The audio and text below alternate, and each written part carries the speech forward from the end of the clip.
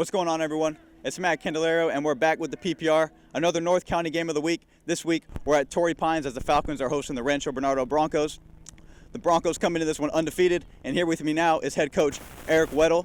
Coach Weddle, already one season under your belt as head coach at Rancho Bernardo. Just talk to me, what was that first season like, and what are some things you're looking to apply from that first season into this second year?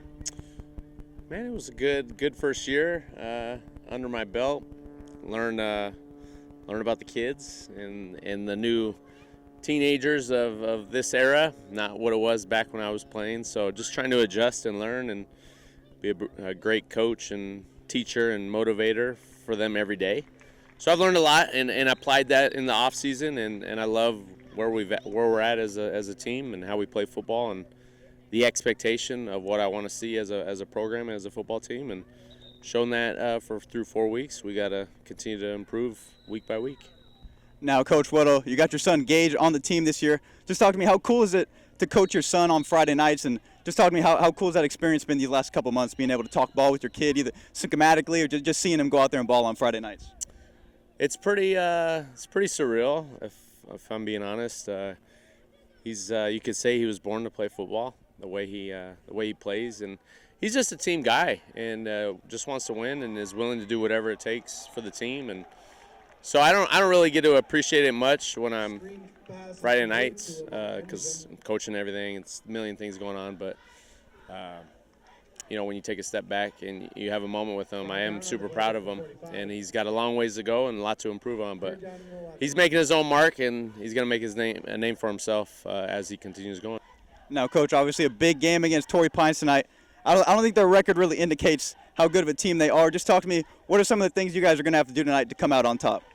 Yeah, I mean, they're 1-3, but they could easily be 3-1. They played San Marcos tough, should have won that game. You look back at the week 1 loss, played in Pennsylvania, looks like, which is wild. So this is a tough team. Listen, the reality is we haven't beat this team since 2009, and I've reminded the boys that they just believe that they're going to beat us, and you have to go take it. Not me, not any coach. The players have to go out there and take what we need to do, and that's a win. And how we get that done, we got to stop the run. We got to take the fight to them, the physicality, and playing within ourselves, playing our assignment sound football. And, I like our chances. It should be a great game because they're better than what their record says, and they've owned us the last decade. So we got a lot to prove tonight. You heard it there from Coach Weddle, a lot to prove tonight for the Broncos. Right into the second quarter, Torrey Pines' Ryder Young gets the Falcons into the red zone as quarterback Chase Rogowski's going to drop back, and Gavin Valencia jumps in front of this one. He's hustling down the field. He gets across the 50. He breaks a tackle. Gavin Valencia looking to get into the end zone, but he gets tackled just short of the 10-yard line, and the Broncos' drive would stall, and they would get no points on the drive. As next, Torrey Pines, they get into the red zone. Their drive would stall out, but they find a way to get 3 points on the board, and the Falcons lead this one 3-0. Still a 3-0 ball game in the fourth quarter. Gage Weddle's dropping back to throw, and this one slips out of his hand, and Will Schreckengost is there to pounce on it.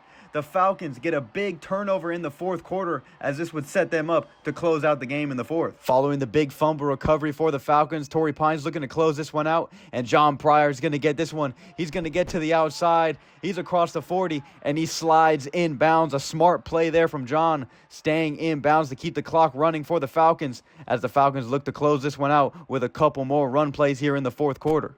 Torrey Pines looking for one more first down in this one, and Ryder Young's going to get it. He's showing off the strength, powers his way across the first down marker, and that's going to be just enough for the Falcons to take a knee in this one and walk out of there with a W as Chase Rogowski, he's going to take the knee, and the Falcons are going to walk out of there with the victory by a final score of 3-0. So Torrey Pines now moves to 2-3 on the season as Rancho Bernardo suffers their first loss. They move to 4-1. As I had the chance to catch up with Will Schreckengost and Ryder Young after their big homecoming W. All right, so I'm here with Will after Torrey Pines' big 3-0 victory over Rancho Bernardo. Now, Will, not only were you the homecoming king tonight, but you got the game-winning fumble recovery. Just talk to me, what did you see on that play, and how did you get that fumble recovery? Just the right place at the right time. Our D-line was bringing pressure all night. Quarterback slipped up, had to grab that fumble rooski. All right, so I'm here with Ryder after the Falcons' 3-0 victory over Rancho Bernardo. And Ryder, just talk to me. What was working for you guys in the run game tonight? What was the message coming into halftime? Was the message to establish the run game coming in? Yes, we had a great game plan. Our offense started off slow, but we just continued to run the rock.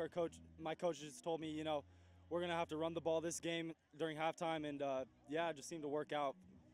My line did great, and very thankful for my boys. Now, Ryder, big win on homecoming night. Just talk to me. How good does it feel to get this victory after a couple tough losses in the past weeks? Oh man, it feels great.